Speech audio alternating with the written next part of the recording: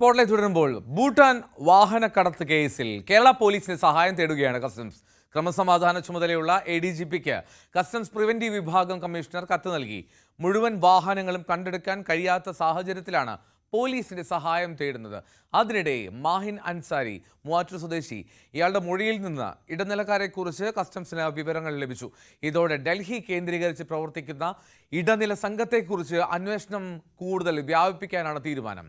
Dani Paul വാർത്തയുടെ വിശദാംശങ്ങളുമായി ചേരുന്നു കൊച്ചിയിൽ നിന്ന്. ഡാനി, ഈ ഭൂട്ടാനിൽ നിന്നുള്ള കാർ കള്ളുകടത്ത് കേസ് അത് ലക്ഷങ്ങളുടെ തട്ടിപ്പാണ്. അത് ഒന്നോ രണ്ടോ കാറുകളല്ല, അത്രയധികം കാറുകൾ വരുമ്പോൾ കോടികളുടെ വലിയ ക്രമക്കേട് കേരളത്തിൽ തന്നെ നടന്നിട്ടുണ്ട് എന്നുള്ളത് വ്യക്തമാണ്.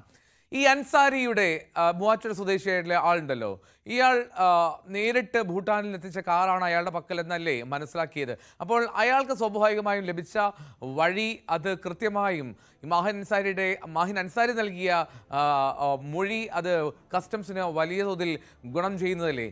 അതിനെ കേന്ദ്രീകരിച്ച് അന്വേഷണം നീങ്ങുന്നുണ്ടോ?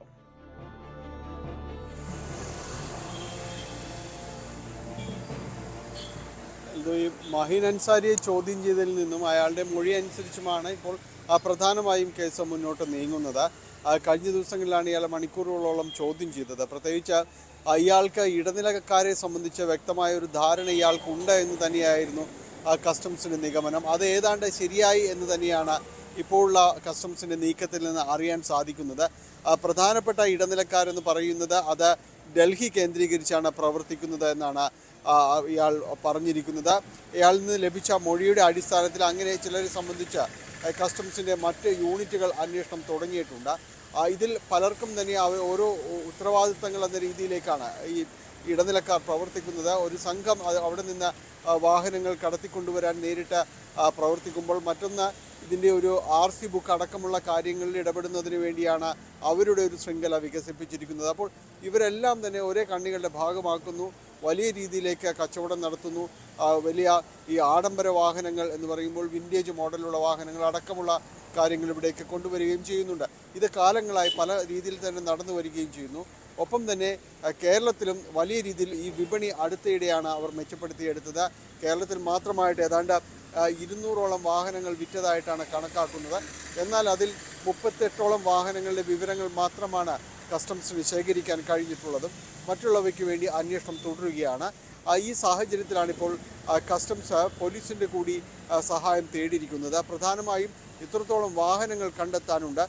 സംശയാസ്പദമായ കസ്റ്റംസിന് വിവരം ലഭിച്ചിട്ടുള്ള വാഹനങ്ങളുടെ വിശദാംശങ്ങൾ പോലീസിന് കൈമാറിയിട്ടുണ്ട്. അപ്പോൾ ഈ വാഹനങ്ങൾ എവിടെയെന്ന് കണ്ടെത്തുക, ഒപ്പം തന്നെയും ചെക്ക് പോസ്റ്റുകളിൽ വലിയ രീതിയിലുള്ള പരിശോധനകൾ നടത്തുകയും ചെയ്യണം. കാരണം കഴിഞ്ഞ ദിവസങ്ങളിൽ വാഹനങ്ങൾ കൂടുതലായും ഗ്യാരേജുകളിലേക്ക് പോവുകയും അതിൻ്റെ രൂപമാറ്റത്തിന് ശ്രമിക്കുകയും ചെയ്യുന്നു എന്നുള്ള വിവരങ്ങളുണ്ടായിരുന്നു. ഇതിൻ്റെ അടിസ്ഥാനത്തിൽ നടത്തിയ പരിശോധനയിലാണ് ഈ മാഹിൻ അൻസാരിയുടെ വാഹനം കുണ്ടന്നൂരിൽ നിന്ന് പിടിച്ചെടുക്കുകയും ചെയ്യുന്നത്.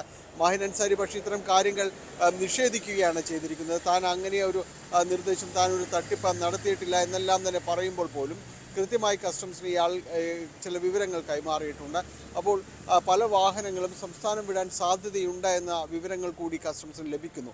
ഇതിൻ്റെ അടിസ്ഥാനത്തിൽ ചെക്ക് പോസ്റ്റുകൾ കേന്ദ്രീകരിച്ച പരിശോധനകൾ നടത്തേണ്ടതുണ്ട്. ഈ സാഹചര്യത്തിലാണ് സംസ്ഥാന പോലീസിൻ്റേതടക്കമുള്ളൊരു സഹായം തേടി മുന്നോട്ട് പോകാൻ തീരുമാനിച്ചിരിക്കുന്നത്.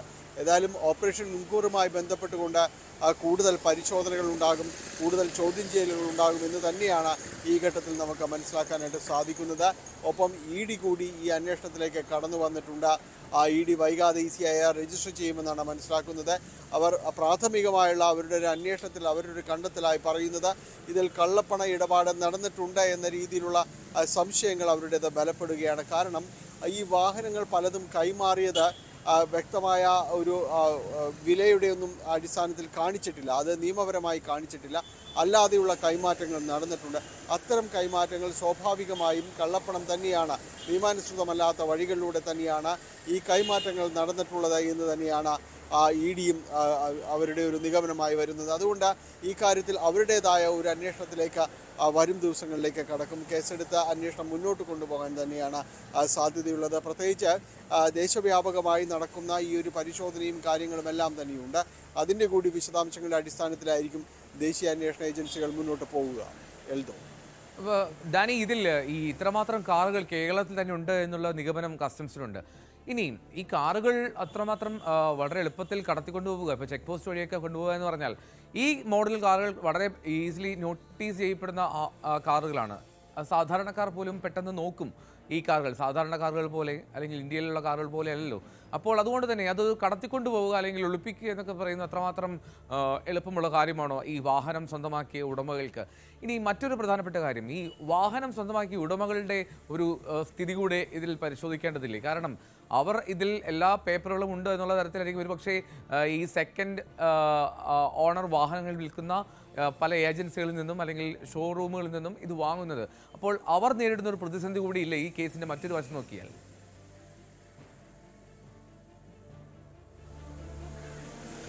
ഇതിൽ 188ഓളം 200നും അടുക്ക വാഹനങ്ങളുണ്ട് കേരളത്തിലേക്ക് വന്നിട്ടുണ്ട് എന്നതാണ് കണക്കാക്കുന്നത്. ഇതിൽ എല്ലാ വാഹനങ്ങളും ഒരുപക്ഷെ നിയമം അനുശാസിക്കുന്ന രീതിയിലേക്ക് കൈമാറ്റം ചെയ്യപ്പെട്ടിട്ടുമുണ്ടാവില്ല. അല്ലാത്തവയാണ് ഇതിൽ പരിശോധനകൾക്ക് വിധേയമാക്കേണ്ടത് എന്നത് കസ്റ്റംസ് പറയുന്നത്. കാരണം ഈ വാഹനങ്ങളുടെ എല്ലാം തന്നെ വിശദാംശങ്ങൾ പരിശോധിച്ചാൽ മാത്രമേ അത് എങ്ങനെയാണ് കൈമാറ്റം ചെയ്യപ്പെടുക എന്നത് മനസ്സിലാക്കാൻ സാധിക്കുള്ളൂ. ഇപ്പോൾ ഉദാഹരണത്തിന് അമിത് ചക്കാലക്കലിൻ്റെ വാഹനം പിടിച്ചെടുത്തിരുന്നു. അദ്ദേഹം പറയുന്നത് ഈ വാഹനം വർഷങ്ങൾക്ക് മുമ്പ് ഏതാണ്ട് 20 വർഷത്തോളമായി ഇന്ത്യയിൽ ഓടുന്നൊരു വാഹനമാണ്. താൻ പലരുടെ കയ്യിൽ നിന്നും വാങ്ങി വന്നതാണ്. ഏതാണ്ട് 7-ലധികം പേരിൽ നിന്ന് മറിഞ്ഞു വന്ന വാഹനമാണെന്ന് അദ്ദേഹം തന്നെ പറയുന്നത്. അപ്പോൾ ഈ വാഹനങ്ങൾ ഇത്ര കാലം എങ്ങനെയാണ് ഇവിടെ ഈ സഞ്ചരിച്ചിരുന്നത്, നിയമാനുസൃതമായ നടപടികൾ പാലിക്കാതെ എന്നൊരു ചോദ്യമുണ്ട്. അപ്പോൾ ഇത് ഉടമകൾക്ക് കൂടി വലിയ വിഷയമാവുന്നുണ്ട്. കാരണം അമിത് ചക്കാലക്കൽ പോലുള്ളവർ പറയുന്നു തങ്ങളുടെ കയ്യിൽ എല്ലാ രേഖകളും ഉണ്ടായെന്ന് പറയുന്നു. കഴിഞ്ഞ ദിവസം നടൻ ദുൽഖർ സൽമാൻ തന്നെ ഹൈക്കോടതിയെ സമീപിച്ചിരിക്കുന്നു.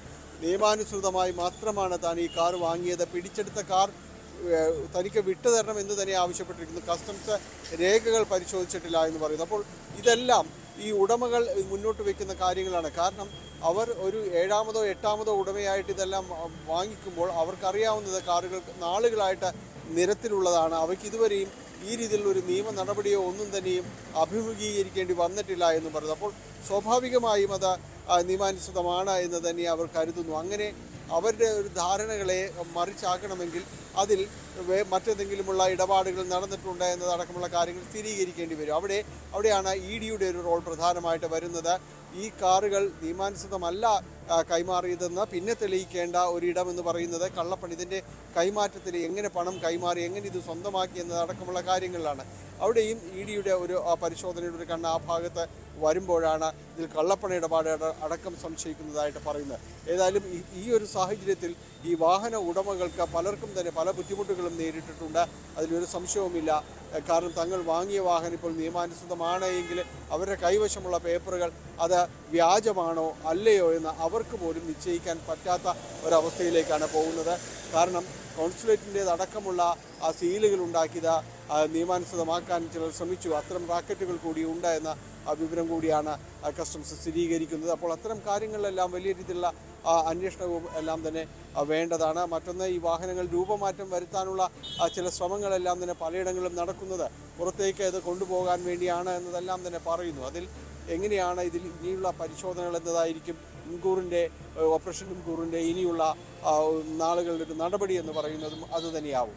ഡാനി, നമ്മൾ ഈ കേസ് വന്നപ്പോൾ തന്നെ ആദ്യം തന്നെ കസ്റ്റംസിൻ്റെ ഈ പരിശോധന വന്നപ്പോൾ തന്നെ ആദ്യമത്തെ ഏറ്റവും കൂടുതൽ ശ്രദ്ധേയമായത് ദുൽഖർ സൽമാൻ, പൃഥ്വിരാജ് അല്ലെങ്കിൽ അമിത് ചക്കാലക്കൽ പോലുള്ള സിനിമാ താരങ്ങളുടെ ഒരു സാന്നിധ്യം കൂടിയായിരുന്നു. അമിത് ചക്കാലക്കലിൻ്റെ ഏതാണ്ട് 8 വാഹനങ്ങളൊക്കെയായിരുന്നു അന്ന് വന്ന റിപ്പോർട്ടുകൾ. പക്ഷേ പിന്നീട് അദ്ദേഹം അത് പലതും ഗാരേജിൽ വന്ന വാഹനങ്ങളാണ് തിരുത്തുകയും ചെയ്തു.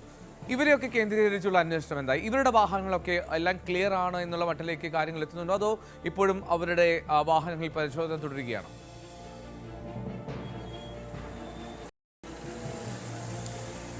വാഹനങ്ങൾ 38ഓളം വാഹനങ്ങളാണ് ഇപ്പോൾ കസ്റ്റംസ് നേരിട്ട് അതിൽ പിടിച്ചെടുത്തത്. അല്ലെങ്കിൽ പലരും രേഖകൾ വാങ്ങിച്ച് സമർപ്പിക്കാനായിട്ട് ആവശ്യപ്പെട്ടത് 38ഓളം വാഹനങ്ങൾ. അതിൽ ഇവരെല്ലാം തന്നെ വാഹനങ്ങൾ പെടും. അവർ രേഖകളുടെ ഒരു പരിശോധന തുടരുകയാണ്. അമിത് ചക്കാലക്കൽ കഴിഞ്ഞ ദിവസവും കസ്റ്റംസിന് മുൻപാകെ ഹാജരായിരുന്നു. അദ്ദേഹത്തിൻ്റെ കെയർ ഓഫിൽ ഗാരേജിൽ വന്ന വാഹനങ്ങളുണ്ട്. ഏതാണ്ട് 6ഓളം വാഹനങ്ങൾ അങ്ങനെ വന്നിരുന്നു. അവർ പറഞ്ഞിരുന്നത് ഇത് അമിത് ചക്കാലക്കൽ നിർദ്ദേശപ്രകാരം ഇവിടെ വന്നതാണ് എന്നതാണ്. അപ്പോൾ അതിൻ്റെ വിശദാംശങ്ങൾ ഹാജരാക്കാൻ ആവശ്യപ്പെട്ടിരുന്നു. അത് പലരും സുഹൃത്തുക്കളുടേതുമാണെന്നാണ് അമിത് പറഞ്ഞത്. ഇവരോടെല്ലാം വിശദാംശങ്ങൾ കൊണ്ടുവരാനായിട്ട് നിർദ്ദേശിച്ചിട്ടുണ്ട്. ഇദ്ദേഹത്തോട് അത് കളക്ട് ചെയ്യാനും പറഞ്ഞിട്ടുണ്ട്. അപ്പോൾ കഴിഞ്ഞ ദിവസങ്ങളിൽ അത്തരം രേഖകളുമായിട്ട് അമിത് ചക്കാലക്കൽ ഇവിടെ കസ്റ്റംസിന് മുൻപാകെ എത്തിയിരുന്നു. പല ആളുകളും തന്നെയും ഇതുപോലെ നോട്ടീസ് ലഭിച്ചതിൻ്റെ അടിസ്ഥാനത്തിൽ രേഖകൾ ഹാജരാക്കുന്നുണ്ട്. കസ്റ്റംസ് അത് പരിശോധിക്കുന്നുണ്ട്. പക്ഷേ അപ്പോഴുമുള്ളൊരു പ്രശ്നം, ഇതിന് മുൻപത്തെ 1-2 ഉടമകളെ അറിയാൻ കഴിയും. പക്ഷേ അതിന് മുൻപ് എന്നത് സംബന്ധിച്ചൊരു ചോദ്യചിഹ്നമാണ്. ഇതെങ്ങനെ വന്നു എന്നതടക്കമുള്ള കാര്യങ്ങൾ. ഇവരിത് ഭൂട്ടാൻ അവിടെ നിന്ന് കടത്തിക്കൊണ്ടുവന്ന വാഹനമാണ് ഇതെന്ന് പറയുമ്പോൾ ഈ ഉടമയുടെ അയാളുടെ ഒരു ആവശ്യം അപ്പോൾ പൂർണ്ണമായും നിരാകരിക്കാൻ കഴിയില്ല. കാരണം തനിക്കത് അറിയില്ലായിരുന്നു. തൻ്റെ കൈവശമുള്ള രേഖകൾ കൂടി പരിശോധിക്കണം. അതിന് മുൻപുള്ള കാര്യങ്ങൾ എന്തെന്ന് തനിക്കറിയില്ല എന്ന് പറഞ്ഞാൽ ഒറ്റയടിക്ക് അത് അങ്ങനെയല്ല എന്ന് പറയാനായിട്ട് സാധിക്കുകയില്ല. അത്തരം കാര്യങ്ങൾ പരിശോധിച്ച് മാത്രമേ പറയാൻ കഴിയൂ. ആ രീതിയിലുള്ളൊരു പരിശോധനകൾ തന്നെയാണ് ഇപ്പോൾ കസ്റ്റംസ് നടത്തുന്നത്. ഉടമകളെ തന്നെ ഇത് ബോധ്യപ്പെടുത്താനുള്ള ശ്രമമുണ്ട്. ഇന്നലെ വന്ന മാഹിൻ അൻസാരിയുടെ അടക്കം പറഞ്ഞത് അദ്ദേഹത്തിൻ്റെതായ ഈ ഫസ്റ്റ് ഓണർ വാഹനം എന്ന് പറയുന്നത് അദ്ദേഹത്തിന് മാത്രമാണ്. അത് എങ്ങനെ വന്നു, ഏത് രീതിയിൽ വന്നു എന്നത് സംബന്ധിച്ച് കൃത്യമായൊരു ഉത്തരത്തിലേക്ക് ചെല്ലാൻ ഇതുവരെയും കഴിഞ്ഞിട്ടില്ല എന്ന് തന്നെയാണ് മനസ്സിലാക്കുന്നത്. അതുകൊണ്ട് തന്നെയാണ് വീണ്ടും ഹാജരാകാൻ ആവശ്യപ്പെട്ടിട്ടുള്ളത്. ഇതിൽ ഈ കേസിൽ ഇടനിലക്കാർക്ക് വ്യക്തമായ രീതിയിലുള്ളൊരു പങ്കുണ്ട്. അവർ വഴി തന്നെയാണ് ഈ കച്ചവടവും അതോടൊപ്പം തന്നെ ഈ വാഹനം കടത്തലും എല്ലാം തന്നെ ഇവിടെ നടന്നിട്ടുള്ളത് എന്ന് തന്നെയാണ് കസ്റ്റംസ് പറയുന്നത്. ഇതിൽ കൃത്യമായ രീതിയിലുള്ള റാക്കറ്റ് ഉത്തരേന്ത്യ കേന്ദ്രീകരിച്ച് പ്രവർത്തിക്കുന്നുണ്ട്. അത് കോയമ്പത്തൂർ മേഖലയിലും ഈ ഒരു സംഘമുണ്ട്.